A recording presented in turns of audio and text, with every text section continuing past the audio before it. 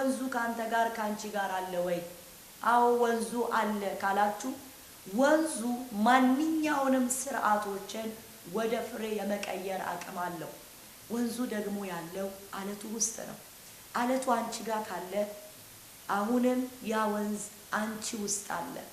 በእምነት ስትጠሪው ለደረቁ ነገሮችሽ ህይወት ይሰጣል። ለሞቱ ነገሮችሽ እንደገና ይፈጥራል። የለም በተባለ ነገር ላይ ደግሞ እንደገና ከወንዙ መገኘት የተነሳ ማቆጥቆጥ ይጀምራል። ክብር ለኢየሱስ ይሁን። እስቲ እቺን እዚህ ጋር እንያዘውና ደግሞ ሁለተኛው አለቱ ውስጥ ያለውን አቅም እንመልከት። ዘጸአት መጽሐፍ ምዕራፍ 33 ቁጥር 17 ላይ መተን ታሪኩን ስንመለከት ይህንን ቦታ ስናይ እግዚአብሔር ከህዝቡ አለማመን የተነሳ ማለት ነው ከማጉረምረማቸው የተነሳ ለሙሴ ሲናገረው እንመለከታለን። ከዚህ በኋላ እኔ ካንተ ጋር አልሄድም፣ መልአኬን በፊት እሰዳለሁ ብሎ እግዚአብሔር ሐዘኑን በገለጠበት ጊዜ ሙሴ አንተ ካልወጣ መውጣት አልፈልግም እያለ ከእግዚአብሔር ጋር ሲመላለስ እናያለን። ዋናው ሐሳቡ ይሄ ነው። ነገር ግን እያየን ካለነው ቃል አንፃር ያለውን ቦታ እንመለከታለን። ቁጥር 19 እርሱም እባክህ ክብርህን አሳየኝ አለ። እግዚአብሔርም እኔ መልካምነቴን ሁሉ በፊት አሳልፋለሁ፣ የእግዚአብሔርንም ስም በፊት አውጃለሁ፣ ይቅር የምለውን ይቅር እላለሁ፣ የምምረውን እምራለሁ አለ። ደግሞ ሰው አይቶኝ አይድንምና ፊቴን ማየት አይቻልህም አለ። እግዚአብሔርም አለ እነሆ ስፍራ በእኔ ዘንድ አለ፣ በአለቱም ሰንጣቃ ላይ ትቆማለህ። ክብሬም ባለፈ ጊዜ በሰንጣቃው አለት ላይ አኖርሃለሁ። እስካልፍ ድረስ እጄን በላይ አደርጋለሁ፣ እጄንም ፈቀቅ አደርጋለሁ። ጀርባዬን ታያለህ፣ ፊቴን ግን አይታይም ብሎ ይለዋል። ሙሴ እዚህ ስፍራ የጠየቀው እግዚአብሔር ሆይ ክብርህን አሳየኝ ብሎ ነው የጠየቀው። እግዚአብሔር ሲመልስለት ምን አለ? የጠየቀው ጥያቄ መልካም ነው፣ ነገር ግን ሰው ፊቴን አይቶ ክብሬን አይቶ በህይወት መኖር አይችልም ማለት ነው። እውነት ነው። ሙሴ በነበረበት ኪዳን የእግዚአብሔር የልጅነትን ዘር የተቀበለ አይደለም። ሰው ብቻ ነው። ሰው ብቻ ነው ማለት ከሰው የተወለደ አካል ብቻ ነው ያለው። ከመንፈስ የተወለደ አካል የለውም። ነገር ግን የእግዚአብሔር መለኮታዊ ጥሪ በላዩ ስለነበረ መንፈስ ቅዱስ በተጠራበት ጥሪ በተአምራት፣ በድንቅ፣ በምልክት፣ በጥበብ፣ በአመራር፣ በአሰራር፣ በትንቢት አደራረግ አብሮት ይሰራ ነበር። ነገር ግን ሙሴ ያልተቀየረ ዘር ውስጡ ነበረው። ያልተቀየረ ዘር የአዳም ዘር ብቻ ነበር። እኛ በአዲስ ኪዳን ስንመጣ ዮሐንስ ወንጌል ምዕራፍ 3 ላይ ኢየሱስ ሲናገር ሰው ዳግመኛ ከእግዚአብሔር ቃልና ከውሃ ካልተወለደ መንግስቱን ሊያይ ሊሰማም ሊገባም አይችልም ይላል። ወረድ ሲል ምን ይላል? ከስጋ የተወለደ ስጋ ነው፣ ከመንፈስ የተወለደ መንፈስ ነው ይላል። ይሄ ማለት በሰው ውስጥ ሁለት ዘር አለ ማለት ነው። ከስጋ የተወለደ ዘር አለ፣ ከመንፈስ የተወለደ ዘር አለ። እኔና እናንተ ሰው ብቻ አይደለም ህይወታችን። ይሄን ስናገር ዳግመኛ በክርስቶስ አዳኝነት ላመናችሁ ሰዎች ነው የምናገረው። በእርግጥ ክርስቶስን እንደ ግል አዳኝና ጌታችሁ አድርጋችሁ ያልተቀበላችሁ ሰዎች ካላችሁ እኔ አይደለሁም ነው መጽሐፉ ነው የሚለው። ዳግመኛ በክርስቶስ ያላመነ ሰው አንድ ዘር ነው ያለው፣ የአዳም ዘር። የአዳም ዘር ደግሞ የሚሞት የሚጠፋ የሚበሰብስ ነው። የእግዚአብሔርን ክብር ማየትና መለማመድ አይችልም። ነገር ግን ከመንፈስ የተወለደው ዘር ማንነቱ ምድራዊ ስላልሆነ የዘሩ አይነት ፍጥረታዊ ስላልሆነ ከሰማይ የሆነውን ክብር ከሰማይ የሆነውን ህይወት መለማመድ ይችላል። እስቲ እቺን ነገር በዮሐንስ ወንጌል ላይ ጌታ ኢየሱስ ያስቀመጠውን ሐሳብ እንየው። ዮሐንስ ወንጌል ምዕራፍ 3 ቁጥር 31 ላይ ሲናገር ከላይ የሚመጣ ከሁሉ በላይ ነው፣ ከምድር የሚሆን የምድር ነው፣ የምድሩን ይናገራል ይላል። ሁለት ካታጎሪ ሰጥቶት ነው የምናየው። ከላይ የሚመጣ አለ፣ ከምድር ይሆናል። ሁለት ማንነቶችን ያስቀምጣቸዋል። ከላይ የሚመጣ ከሁሉ በላይ ነው። ከሁሉ በላይ ነው። ከሁሉ በላይ ማለት ከሚታየውም ከማይታየውም ለዘላለም ከሚኖረውም ከሚጠፋውም ከምንላቸው ነገሮች ሁሉ በላይ ነው። ከምድር የሆነው ግን ከምድር ነውና የሚያውቀውም የሚኖረውም የሚያደርገውም ከዚህ ዓለም የሆነውን ነው። እንግዲህ ከሰው ልጅ ሕይወት እኛ ከምድር ነን። አዳም ምድራዊ ነው። የሚያውቀው በምድር ያለውን ሕይወት ነው። የመጀመሪያው አዳም በዘፍጥረት 1 ላይ የነበረው አዳም እግዚአብሔር ስጋውን ከምድር አፈር ካበጀለት በኋላ የሕይወት እስትንፋስን ሰጠው፣ ሰው ሕያው ነፍስ ሆነ ይላል። የመጀመሪያው ሰው በዚህ ዓለም የዚህን ምድር ነው እንዲገዛ ኦርዴን የተደረገው የተሾመው። እግዚአብሔርን ባረከው። ምድርን ግዛ፣ አስተዳድራት፣ ሙላት አለው። ሰው ሰማይን አይገዛም። በመጀመሪያው ሰው ምድርን ነው የሚገዛው።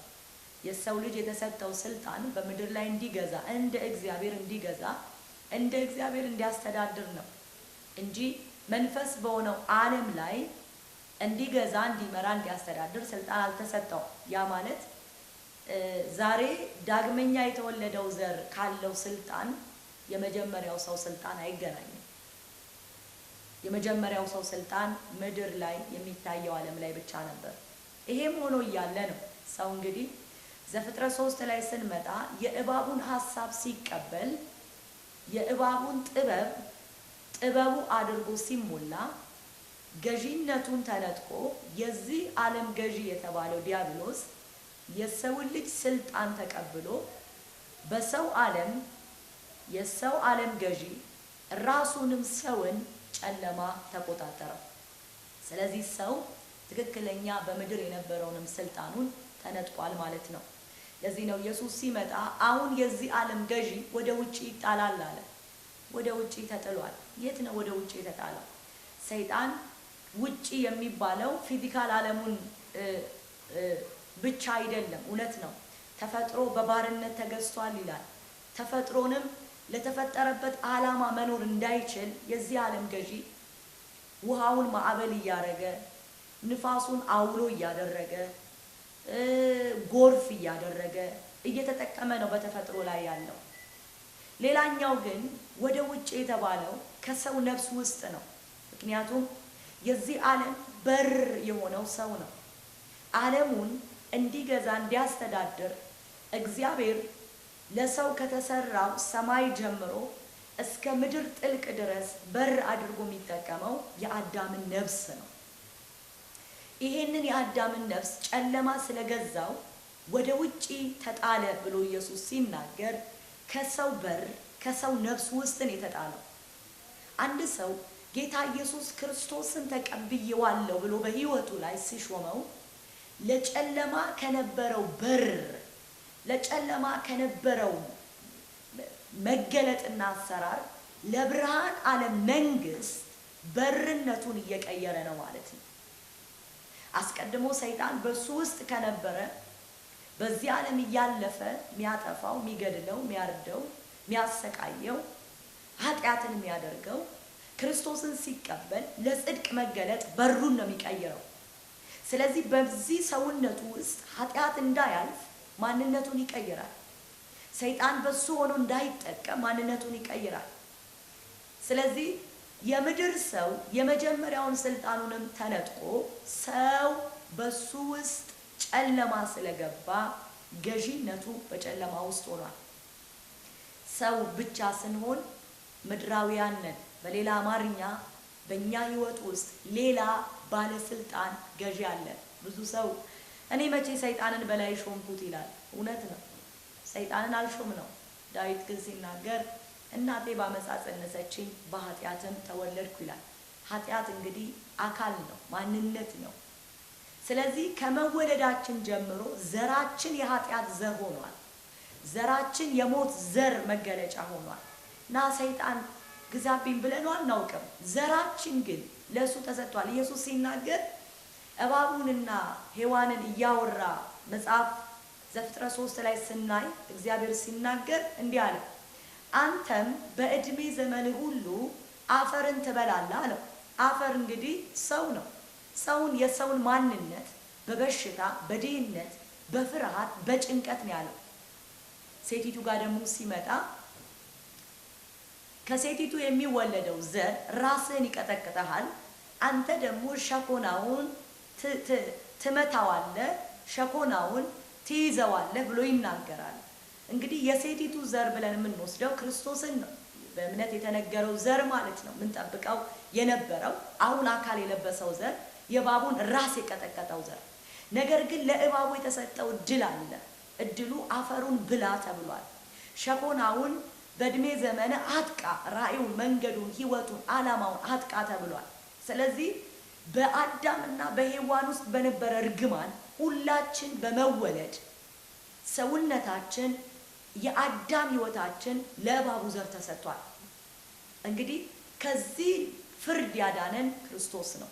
አሁንም ጌታ ኢየሱስን ስንቀበል ከዚህ ፍርድን ያመለጥ ነው፣ ነፃ ይወጣ ነው። ክብር ለኢየሱስ ይሁን። ወደ ቃሉ እንመለስ። የምድር ነው የምድሩንም ይናገራል አለ። ከሰማይ የመጣ አለ፣ ከምድር የሆነ አለ። ከሰማይ የሚመጣ ከሁሉ በላይ ነው። ያየውን የሰማውን ይህንን ይመሰክራል። ምስክሩን የሚቀበል የለም። ምስክሩን የተቀበለ እግዚአብሔር እውነተኛ እንደሆነ አተመ። እግዚአብሔር የላከው የእግዚአብሔርን ቃል ይናገራል፣ እግዚአብሔር መንፈሱን ሰፍሮ አይሰጥምና ይላል። እንግዲህ ከላይ የመጣው ከላይ ያየውን የሰማውን ይናገራል፣ ምስክሩን የሚቀበለው የለም። ይሄ ከላይ የመጣው ብሎ የሚናገረው ስለ ክርስቶስ ቃል ስጋ ስለሆነው ዘር ነው።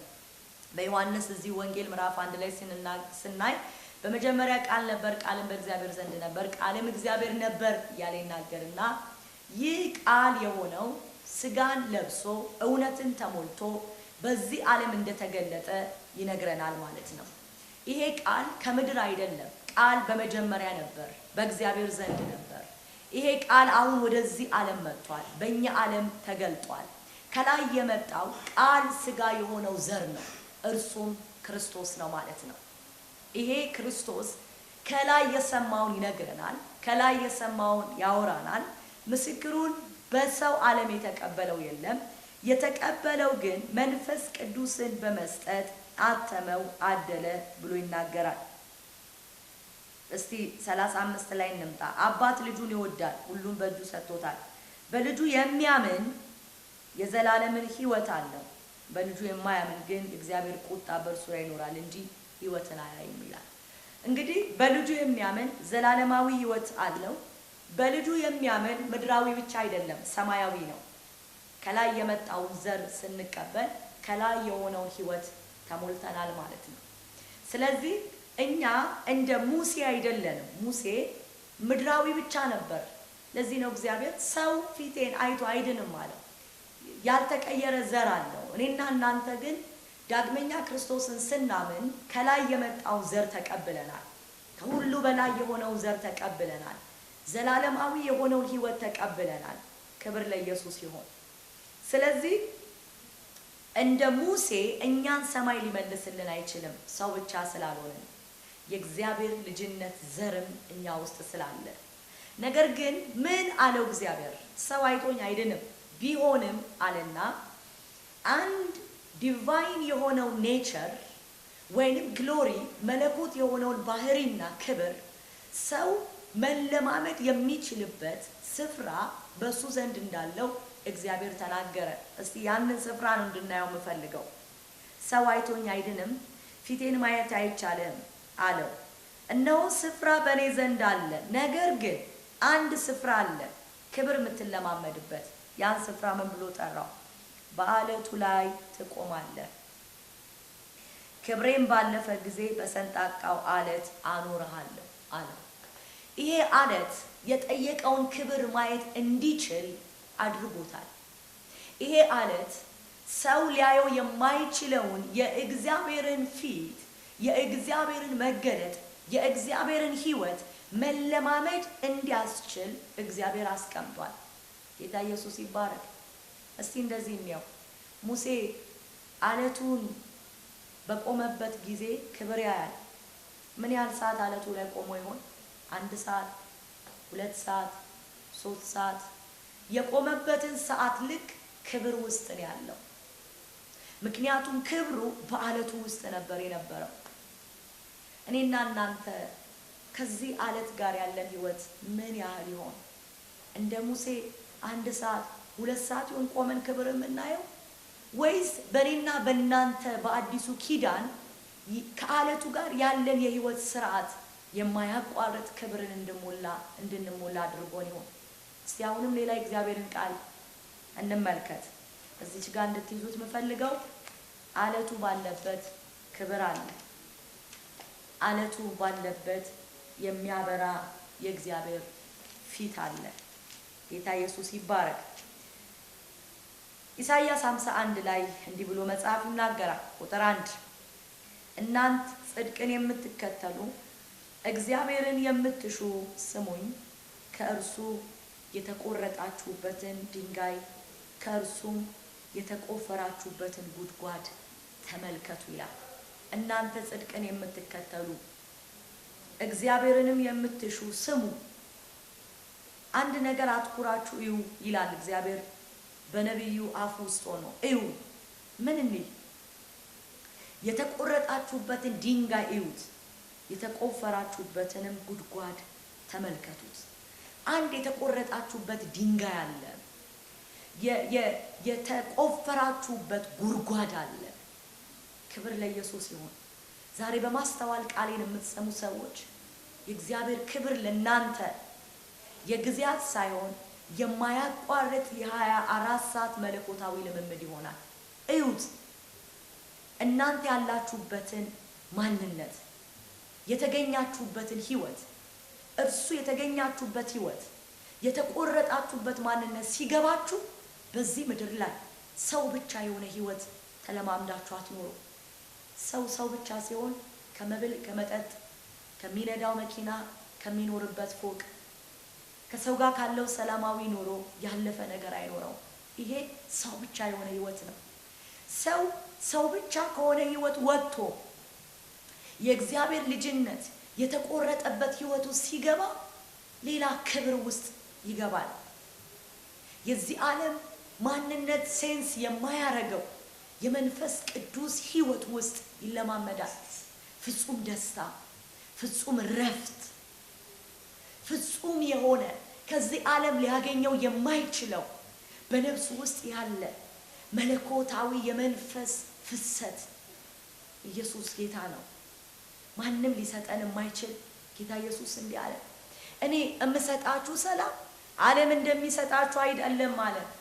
የዓለም ሰላም ከዓለም የሚሞላው ነገር ከውጪ ነው አለ። እኔ ግን የምሰጣችኋለሁ አለ ከውስጥ የሚጀምር፣ ከውስጥ የሚፈልቅ፣ ከውስጥ የሚወጣ። ወዳጆቼ ዙሪያችሁ በሐዘን ተሞልቶ ማዘን እንዳትችሉ የሚያረጋችሁ ከውስጥ የሚጀምር ሰላም ሲኖራችሁ ነው። ዙሪያችሁ ተበለሻሽቶ ሞት እየሸተተ እናንተ ግን ኖ ክብር አለ፣ ኃይል አለ፣ መከናወን አለ እንድትሉ የሚያረጋችሁ ከልባችሁ የሚጀምር የእግዚአብሔር ክብር ሲኖር ብቻ ነው። ይሄ ታዲያ የልመናም የጾም ጸሎትም የጥረትም ጉዳይ አይደለም። ይሄ የተቆረጣችሁበት ድንጋይ የተቆፈራችሁበት ጉድጓድ ማንነት ሲገባችሁ የምትለማመዱት ህይወት ነው። ይሄ ድንጋይ ማን ነው? ጴጥሮስ በአንደኛው መልእክቱ እንዲህ ብሎ ያስቀምጥልናል። ኢሳይያስ ተመልከቱት ያለን ጴጥሮስ ደግሞ ማንነቱን እንዲህ ብሎ ያስቀምጥልናል። አንደኛ ጴጥሮስ መልእክት ምዕራፍ 2 ቁጥር 4 በሰው ወደ ተጣለ በእግዚአብሔር ዘንድ ግን ወደ ተመረጠ ክቡር ወደ ሆነው ወደ ሕያው ድንጋይ ወደ እርሱ እየቀረባችሁ። ከሰው ወደ ተጣለ በእግዚአብሔር ግን ወደ ተመረጠ ወደ ሕያው ድንጋይ ወደ እርሱ እየቀረባችሁ ይላል። ተመልከቱት። ኢሳይያስም ያለን ምንድነው? ተመልከቱ አለ። ይሄም ምን አለ? ወደ ሕያው ድንጋይ እየቀረባችሁ ህይወታችሁን ወደዚህ ሕያው ድንጋይ አቅርቡት። ይሄ መቅረብ ስጋ አይደለም፣ በሐሳባችን ነው። ከእግዚአብሔር አሰራር ጋር ምንቀርበው ምንርቀው። አሁን የእግዚአብሔር ሕያው ድንጋይ የእግዚአብሔር የተመረጠው ድንጋይ በሰው ግን የተጣለ በሰው የተናቀ በእግዚአብሔር ግን ከሁሉ በላይ የማዕዘን ራስ ተብሎ የተለየው ድንጋይ ከእኔ ጋር እንዲኖር እፈልጋለሁ ካለ አንድ ሰው ወደዚህ ያው ድንጋይ መቅረብ አለበት። የሚቀርበው ደግሞ በሐሳቡ ነው። የዚህ ድንጋይ ህይወት ምን ያህል አቅም አለው ሲገባክ ካንተ ጋር የሚኖረው ያው ድንጋይ ለካ አቅሙ ይሄ ነው፣ ለካ ጉልበቱ ይሄ ነው፣ ለካ መገለጡ ይሄ ነው እያልክ እየተረዳ ስትሄድ አንተ ራስህ በህያው ድንጋይ ውስጥ ያለው አቅም የአንተ ጉልበት ሆኖ ይገለጣል ማለት ነው። እየቀረባችሁ እናንተ ደግሞ ሕያዋን ድንጋዮች ሆናችሁ ተመልከቱ። ራሳችሁ እናንተ በእግዚአብሔር የተመረጠ አንድ ሕያው ድንጋይ ነበር። እናንተ ይሄ ድንጋይ ሲገባችሁ፣ ይሄ ምርጫ፣ ይሄ ማንነት ሲገባችሁ እናንተ ራሳችሁ ሕያዋን ድንጋይ ትሆናላችሁ። ክብር ለኢየሱስ ይሁን። የተቆረጣችሁበት አለ። እስቲ እዩት። የለበስኩት ልብስ አለ። አንድ ሰው መጥቶ ከዚህ ልብስ ከዚህ ላይ ቢቆርጠው ከተቆረጠውና ላይ ካለው ልብስ ጋር ዲፍረንስ ማምጣት ትችላላችሁ? አትችሉም። ልብሴ ራሱን ነው። የተቆረጠው ከዚህ ነው። የጨርቁ አይነት፣ የተሰራበት ማቴሪያል፣ ከለሩ፣ ኤኒ ነገሩ የተቆረጠው የተገኘውን ነው የሚመስለው። እናንተ የተቆረጣችሁበት ያው ድንጋይ አለ። ራሱን ነው የምትመስሉት። ልዩነት የለም። በተቆረጣችሁበትና በተቆረጠው ማንነት ውስጥ ሁለትነት የለም። አንድ ነው። ከዚህም ጋር ቆረጥከው፣ ከዚህም ጋር ቆረጥከው፣ ማንነቱን ሊቀይር አይችልም። አንድ ናቸው። ኢየሱስ ጌታ ነው። ከሕያው ድንጋይ ጋር አንድ አይነት ስልጣን፣ አንድ አይነት ክብር፣ አንድ አይነት ልጅነት፣ አንድ አይነት ህይወትን ተቀብለናል። ስለዚህ ነው እናንተም ሕያዋን ድንጋዮች እየሆናችሁ በኢየሱስ ክርስቶስ ለእግዚአብሔር ደስ የሚያሰኝ መንፈሳዊ መስዋዕት ታቀርቡ ዘንድ ቅዱሳን ካህናት እንድትሆኑ መንፈሳዊ ቤት ለመሆን ተሰሩ። በመጽሐፍ እነሆ የተመረጠና የከበረን የማዕዘን ራስ ድንጋይ በጽዮን አኖራለሁ፣ በእርሱ የሚያምን አያፍርም ተብሎ ተጽፏልና። የማዕዘን ራስ ድንጋይ በጽዮን አኖራለሁ፣ በእርሱ የሚያምን አያፍርም። በዚህ ድንጋይ ውስጥ እፍረት የለም። እፍረት ምን መሰላችሁ? የተናገራችሁትና አምናችሁ እየሄዳችሁበት ያለው ነገር ሳይሆን ሲቀር ታፍራላችሁ። ሐሳቡ ወይንም ቃላችሁ ሳይፈጸም ሲቀር፣ ኤክስፔክቴሽናችሁ ሳይሆን ሲቀር፣ ለካ ይሄን አለት የሚያምን አያፍርም። የምትጠብቁት ተስፋ ሆኗል፣ ይሆናል አይደለም፣ አያፍርም። ኦሬዲ አልቋል። ፈውስ ሆኖልኛል ብላችሁ ሳትፈወሱ አትቀሩም። በክርስቶስ የድህነት ዋጋ ተከፍሏል ብላችሁ አምናችሁ በድህነት ዘመናችሁ አይዘጋም። በሁሉ ላይ ስልጣንን ተቀብያለሁ ብላችሁ አምናችሁ እየኖራችሁ ተሸናፊነት የእናንተ ህይወት ፍጻሜ አይሆንም። አታፍሩም። በሕያው ድንጋይ የሚያምን አያፍርም። ቃሉ ሳይፈጸም፣ ራእዩ ሳይፈጸም፣ ትንቢቱ ሳይፈጸም፣ ጥበቃው ሳይፈጸም አይቀርም። ኦሬዲ አለቱ ስለጨረሰው። ክብር ለኢየሱስ ይሁን። አያፍርም ተብሎ ተጽፏል። እንግዲህ ክብሩ ለእናንተ ለምታምኑ ነው። ለማያምን ግን አናጢ የጣለው ድንጋይ እርሱ የማዕዘን ራስ። ክብሩ ለእናንተ ለምታምኑ ነው። ኦኬ፣ ለካ በአለቱ የሚያምን ክብር አለው ማለት ነው። ድንጋዩን የሚያምን ክብር አለው ማለት ነው። ሙሴ ምንድን ነው የጠየቀው? ክብርህን አሳየኝ። እግዚአብሔር ምንድን ነው የመለሰለት? ሰው አይችልም፣ ነገር ግን አለት አለ። አለቱን ስትቆምበት ክብሬን ታያለህ አለ። አያችሁት? ጴጥሮስ አመጣው። ምን አለ? በእርሱ የሚያምን ክብሩ ለእናንተ ለምታምኑ ነው። አያችሁ? በዚህ ድንጋይ የሚያምን ክብርን ያገኛል፣ ክብርን ይለማመዳል፣ ከክብር ጋር ይኖራል። ክብር ለኢየሱስ ይሆን። በአለቱ ያመናችሁ እናንተ ወንድምቶቼ፣ ክብር የጊዜያት መልስ ሳይሆን ክብር የእምነታችሁ የሁል ጊዜ የህይወት መገለጥ ነው። ለማያምኑ ግን አናጢዎች የጣሉት ድንጋይ እርሱ የማዕዘን ራስ፣ የእንቅፋት ድንጋይ፣ የማሰናከያ አለት ሆነ። የማያምኑ ስለሆኑ በቃሉ ይሰናከላሉና ለዚህ ደግሞ የተመደቡ ናቸው። የእንቅፋት ድንጋይ የማሰናከያም አለት ሆነ ይላል። ድንጋዩን ሲጠቀልለው ምን አለ? አለት ብሎ ዘጋው ማለት ነው። አለት ብሎ ዘጋው። ስለዚህ የተቆረጣችሁበት ድንጋይ አለ። እዚህም ጋር ሕያዋን ድንጋዮች አለ። ይሄ ድንጋይ ማን ነው? ይሄ ድንጋይ ለካ አለቱ ነው። ይሄ አለት ውስጥ ምን አለ? ክብር አለ። ስለዚህ በአለቱ በእምነት ስትኖሩ ሙሴ አለቱ ላይ በቆመበት ሰዓት ሲሆን ያገኘው፣ እኛ ግን ከአለቱ ተቆርጠናል፣ ተገኝተናል።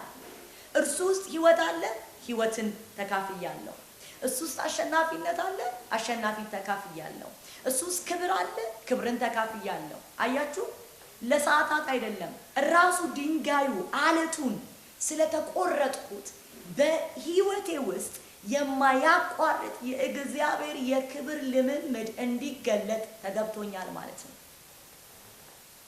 በአለቱ እየኖራችሁ ክብር ናፍቆታችሁ አይሆንም። በአለቱ ካመናችሁ ወደ አለቱ ቅረቡ። ይሄ አለት ክብር ውስጡ አለ። ክብር ለኢየሱስ ይሁን። 24 ሰዓት በሕይወቴ ላይ የማያቋርጥ የመንፈስ ቅዱስ የክብር ሕይወት ይፈሳል። ቅረቡ ወደዚህ ሕይወት በእምነት ስትቀርቡ በሕይወታችሁ ሁልጊዜ በቀንም በሌትም ባገለገላችሁም ባላገለገላችሁ በተገለገላችሁም ባልተገለገላችሁም ሰዓት ክብር ማንነታችሁ ይሆናል። አሸናፊነት ማንነታችሁ ይሆናል። የመንፈስ ቅዱስ መዓዛ ጠረን ሃሌሉያ ማንነታችሁ ይሆናል። ክብር ለኢየሱስ ይሁን። አለቱ ውስጥ ክብር አለ። አለቱ አሁን ውጭ አይደለም፣ ተቆርጠንበታል። እኛ ውስጥ ያለው ክብራችን ውስጣችን አለ። ሁልጊዜ ይሄንን አለት ባሰብን ቁጥር ከውስጣችን ይፈሳል፣ ከውስጣችን ይገለጣል። ኢየሱስ ክርስቶስ ጌታ ነው። አለቱ ውስጣችሁ አለ። ክብር ከእናንተ ጋራ ነው። ሁለተኛ ነው ክብር። እስቲ ሌላ ቦታ በዚህ አለት ውስጥ ስላለ ሕይወት እንይ።